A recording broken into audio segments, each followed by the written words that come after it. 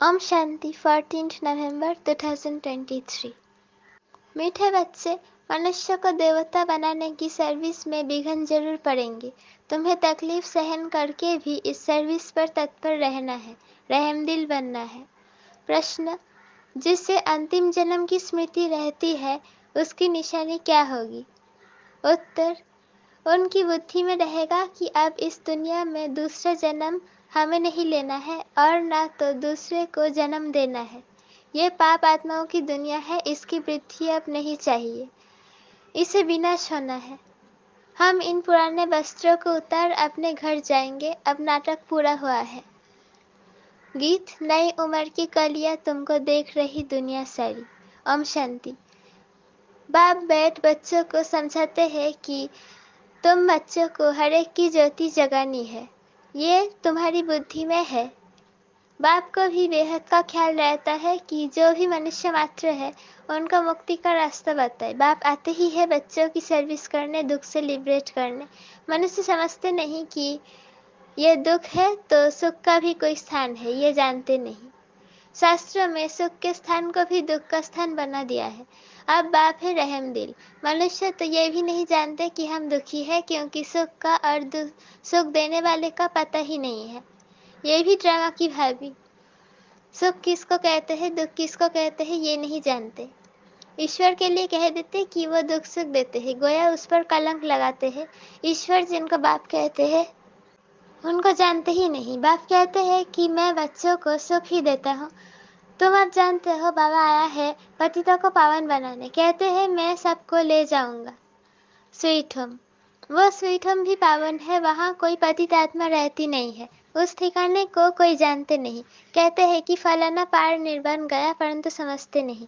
बुद्ध पार निर्वाण गया तो जरूर वहाँ का रहने वाला था, वहाँ ही गया। अच्छा वो तो गया, बाकी दूसरे कैसे जाए? साथ तो कोई को ले नहीं गया। वास्तव में वो जाते नहीं, इसलिए सब पतित पावन बाप को याद करते हैं। पावन दुनिया दो है, एक मुक्ति धाम, दूसरा जीवन मुक्ति धाम, शिवपुरी और विष्णुपुरी। ये है रावणपुरी। परमपिता परमात्मा को राम भी कहते हैं। राम राज्य कहा जाता है तो बुद्धि परम धाम की तरफ चली जाती है। मनुष्य को तो सब परमात्मा मानेंगे नहीं, तो तुमको तरस पड़ता है, तकलीफ तो सहन करनी पड़े। बाबा कहते, मीठे बच्चे, मनुष्य को देवता बनाने में, इस ज्ञान यज्ञ में विघ्न बहुत ही पड़ेंगे। गीता के भगवान ने गाली खाई थी ना, गालियाँ उनको थी और तुमको भी मिलती है। कहते हैं ना कि इसने शायद चौथ का चंद्रमा देखा होगा। ये सब है दंत कथा। दुनिया में तो कितना गंध है। मनुष्य क्या क्या खाते हैं, जानवरों को मारते हैं, क्या क्या करते हैं। बाप आकर इन बातों से तुमको छुड़ा देते हैं। दुनिया में मारामारी कितनी है, तुम्हारे लिए बाप कितना सहज कर देते हैं। बाप कहते हैं कि तुम सिर्फ मुझे याद करो तो विक्रम विनाश हो जाएंगे। सबको एक ही बात समझाओ।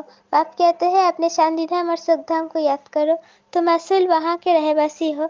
सन्यासी लोग भी वहाँ के लिए ही रास्ता बताते हैं। अगर एक निर्वाण धाम चला गया तो फिर दूसरे को कैसे ले जाएंगे? उनको कौन ले जाएगा? समझो बुद्ध निर्वाण धाम में गया, उनके बौद्धि तो यहाँ बैठे हैं, उनको वापस ले जाए ना।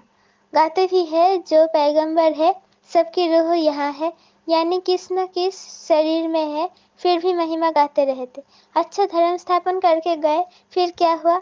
मुक्ति में जाने लिए मनुष्य कितना माथा मारते हैं। उसने तो ये जब तब तीर्थ आदि नहीं सिखाया। बाप कहते हैं मैं आता ही हूँ सबकी गति सदगति करने, सबको ले जाता हूँ सत्ययुग में, जो जीवन मुक्ति में। एक ही धर्म है, बाकी सब आत्माओं को वापिस ले जाते हैं। तुम जानते हो वो बाबा है बागबान, हम सब माली हैं। मम्मा बाबा और सब बच्चे माली बन बीज बोते रहते हैं, कलम निकलती है, फिर माया के तूफान लग पड़ते हैं। अनेक प्रकार के तूफान लगते हैं, यह है माया के विघ्न। तूफान लगते हैं तो पूछना चाहिए बाबा इसके लिए क्या करना चाहिए। श्रीमत देने वाला है बाप। तूफान तो लगेंगे ही। नंबर 1 है देहाभिमान। ये नहीं समझते कि मैं आत्मा अविनाशी हूँ, ये शरीर विनाशी है। हमारे 84 जन्म पूरे हुए, आत्मा ही पुनर्जन्म लेती है। घड़ी घड़ी एक शरीर छोड़ दूसरा लेना आत्मा का ही काम है। अब बाप कहते हैं तुम्हारा ये अंतिम जन्म है, इस दुनिया में दूसरा जन्म नहीं लेना है, ना किसको देना है। पूछते हैं कि फिर सृष्टि की वृद्धि कैसे होगी। अरे इस समय सृष्टि की वृद्धि नहीं चाहिए, ये तो भ्रष्टाचार की वृद्धि है। ये रस्म रावण से शुरू हुई है। दुनिया को भ्रष्टाचारी बनाने वाला रावण ठहरा, श्रेष्ठाचारी राम बनाते हैं। इसमें भी तुमको कितनी मेहनत करनी पड़ती है। घड़ी घड़ी देहाभिमान में आ जाते हैं। अगर देहाभिमान में ना आए तो अपने को आत्मा समझे।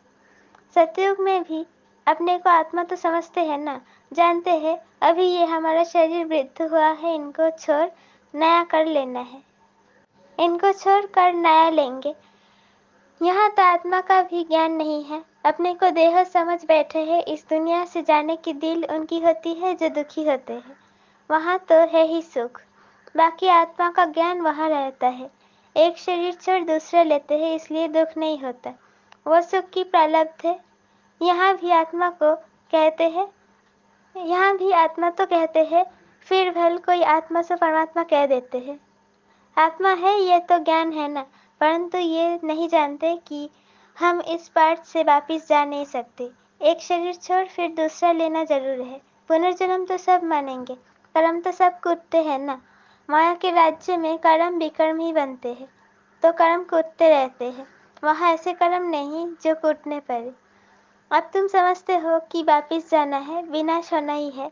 बम्स की ट्रायल भी ले रहे हैं, गुस्से में आकर फिर ठोक देते हैं। ये पावरफुल बम्स है। गायन भी है यूरोपवासी जादव। भल हम सब धर्म वालों को यूरोपवासी ही कहेंगे। भारत है एक तरफ, बाकी उन सबको मिला दिया है। अपने खंड लिए उन्हों को प्यार तो बहुत है, परंतु भाभी ऐसी है तो क्या करेंगे। ताकत सारी तुमको बाबा दे रहे हैं, जोगबल से तुम राज्य लेते हो। तुमको कोई भी तकलीफ नहीं देते हैं। सिर्फ बाबा कहते हैं मुझे याद करो, देहाभिमान छोड़ो।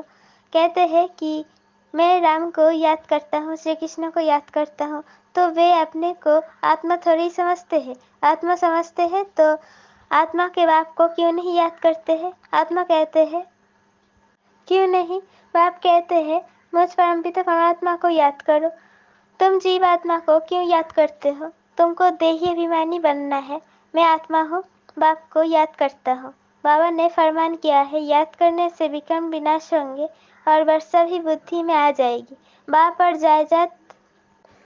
और जायदाद अर्थात मुक्ति और जीवन मुक्ति, इसके लिए ही धक्के खाते रहते हैं, यज्ञ तप आदि करते रहते हैं। पोप से भी आशीर्वाद लेने जाते हैं। यहाँ बाप कहते हैं कि सिर्फ देहाभिमान छोड़ो, अपने को आत्मा निश्चय करो। ये नाटक पूरा हुआ है, हमने 84 जन्म पूरे हुए हैं, अब जाना है। कितना सहज कर समझाते हैं। गृहस्थ व्यवहार में रहते बुद्धि में यह आयत रखो, जैसे नाटक पूरा होने पर होता है तो समझते हैं बाकी 15 मिनट है, अभी ये सीन पूरी होगी। एक्टर समझते हैं हम ये कपड़ा उतार घर को जाएंगे, अभी सबको वापस जाना है। ऐसी ऐसी बातें अपने से करनी चाहिए। कितना समय हमने दुख सुख का पार्ट बजाया है ये जानते हैं। अभी बाप कहते हैं कि मुझे याद करो, दुनिया में क्या क्या हो रहा है, इन सब को भूल जाओ, ये सब खत्म हो जाने वाले हैं, सब वापिस जाना है। वो समझते हैं कि कलयुग अभी 40,000 वर्ष चलेगा, इसको घोर अंधियारा कहा जाता है। बाप का परिचय नहीं है, ज्ञान माना बाप का परिचय, अज्ञान माना नो परिचय, तो गोया घोर अंधियारे में है। अभी तुम घोर सोचरे में हो, नंबरवार पुरुषार्थ अनुसार। अब रात पूरी होने वाली है, हम वापिस जाते हैं। आज ब्रह्मा की दिन, कल ब्रह्मा का दिन, आज ब्रह्मा की रात होगा। बदलने में टाइम तो लगेगा ना। तुम जानते हो अब हम मृत्युलोक में हैं, कल अमरलोक में होंगे, पहले तो वापिस जाना होगा। ऐसे ये 84 जन्मों का चक्र फिरता है, ये फिरना बंद नहीं होता है। बाप कहते हैं तुम कितनी बार मेरे से मिले होंगे। बच्चे कहते हैं अनेक बार मिले हैं। तुम्हारे 84 जन्मों का चक्र पूरा होता है तो सबको हो जाएगा। इसको कहा जाता है ज्ञान। ज्ञान देने वाला है ही ज्ञान सागर परमपिता परमात्मा पतित पावन। तुम पूछ सकते हो पतित पावन किसको कहा जाता है। भगवान तो निराकार को कहा जाता है, फिर तुम रघुपति राघव राजा राम क्यों कहते हो। आत्माओं का बाप तो वो निराकार ही है। समझाने की बड़ी ही युक्ति चाहिए। दिन प्रतिदिन तुम्हारी उन्नति होती रहेगी, क्योंकि गुह्य ज्ञान मिलता रहता है। समझाने के लिए है सिर्फ अल्प की बात।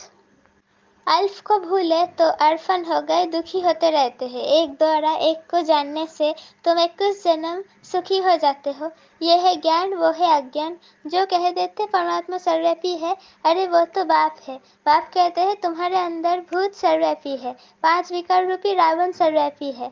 ये बातें समझानी पड़ती है। हम ईश्वर की गोद में है, ये बड़ा भारी नशा होना चाहिए। फिर भविष्य में देवता ही गोद में जाएंगे, वहाँ तो सदैव सुख है। शिव बाबा ने हमको अडॉप्ट किया है, उनको याद करना है, अपना भी और दूसरों का भी कल्याण करना है तो राजाई मिलेगी। ये समझने की बड़ी अच्छी बात है। शिव बाबा है निराकार, हम आत्मा भी निराकार है। वहाँ हम अशरीरी नंगे रहते थे, बाबा तो सदैव अशरीरी ही थी। बाबा कभी शरीर रूपी कपड़ा पहन पुनर्जन्म नहीं लेते। बाबा एक बार रीइंकार्नेट करते हैं। पहले पहले ब्राह्मण रचते हैं तो उनको अपना बनाकर और अपना नाम प्रेरणा रखना। पहले पहले ब्राह्मण रचते हैं तो उनको अपना बनाकर और नाम रखना प्रेरणा। ब्राह्मण नहीं तो ब्राह्मण कहाँ से आए? ये तो वही है जिसने पूरे 84 जन्म लिए हैं। गौरा जो फिर सावरा बना है, सुंदर से शाम, शाम से सुंदर बनता है। भारत का ही हम शाम सुंदर नाम रख सकते हैं। भारत को ही शाम, भारत को ही गोल्डन एज सुंदर कहते हैं। भारत ही काम चिता पर बैठ काला बनता है, भारत ही ज्ञान चिता पर बैठ गोरा बनता है। भारत से ही माथा मारना पड़ता है। भारतवासी फिर और धर्म में कन्वर्ट हो गए हैं। यूरोपियन और इंडियन में फ़र्क नहीं दिखाई पड़ता है। वहाँ जाकर शादी करते हैं तो फिर क्रिश्चियन कहलाने लग पड़ते हैं। उनके बच्चे आदि भी उसी फीचर्स के होते हैं। अफ्रीका में भी शादी कर लेते हैं। अब बाबा विशाल बुद्धि देते हैं चक्र को समझने की। ये भी लिखा हुआ है, विनाशकाले विपरीत बुद्धि। यादवों और कौरवों ने प्रीत नहीं रखी, जिन्होंने प्रीत रखी उनकी विजय हुई। विपरीत बुद्धि कहा जाता है दुश्मन को। बाप कहते हैं इन समय सब एक दो के दुश्मन है। बाप को ही सर्वव्यापी कहे गाली देते हैं तो या तो फिर कह देते जन्म मरण रहित है, उनको कोई भी नाम रूप नहीं है। वो गॉडफादर भी कहते हैं, साक्षात्कार भी होता है आत्मा और परमात्मा का। उसमें और परमात्मा में फर्क नहीं रहता। बाकी नंबरवार कम जास्ती ताकत तो होती ही है। मनुष्य भल मनुष्य है, उनमें भी तो मर्तबे होते हैं। बुद्धि का फर्क है। ज्ञान सागर ने तुमको ज्ञान दिया है तो उनको याद करते हो, वो अवस्था तुम्हारी अंत में बनेगी। अमृत वेले सिमर सिमर सुख पाओ। भल लेटे रहो परंतु नींद नहीं आनी चाहिए। अपना हट कर बैठना चाहिए, मेहनत है। वेद लोग भी दवाई देते हैं अमृत वेले के लिए, ये भी दवाई है। रचता बाप ब्रह्मा द्वारा ब्राह्मण रचकर पढ़ाते हैं, ये बात सबको समझानी है। अच्छा, मीठे मीठे सीखी लधे बच्चों प्रति माता पिता बाप दादा का याद प्यार और गुड मॉर्निंग। रूहानी बाप की रूहानी बच्चों को नमस्ते। हम रूहानी बच्चों की रूहानी माता पिता बाप दादा को याद प्यार गुड मॉर्निंग और नमस्ते। शुक्रिया व शुक्रिया। धारणा के लिए मुख्तसर पहला पॉइंट, हमने ईश्वर की गोद ली है, फिर देवता ही गोद में जाएंगे। इसी रूहानी नशे में रहना है, अपना और दूसरों का कल्याण करना है। दूसरा पॉइंट, अमृत वेले उठ ज्ञान सागर के ज्ञान का मनन करना है। एक ही अव्यभिचारी याद में रहना है। देहाभिमान छोड़ स्वयं को आत्मा निश्चय करना है। वरदान, अमृत वेले से रात तक याद के विधि पूर्वक हर कर्म करने वाले सिद्धि स्वरूप भव।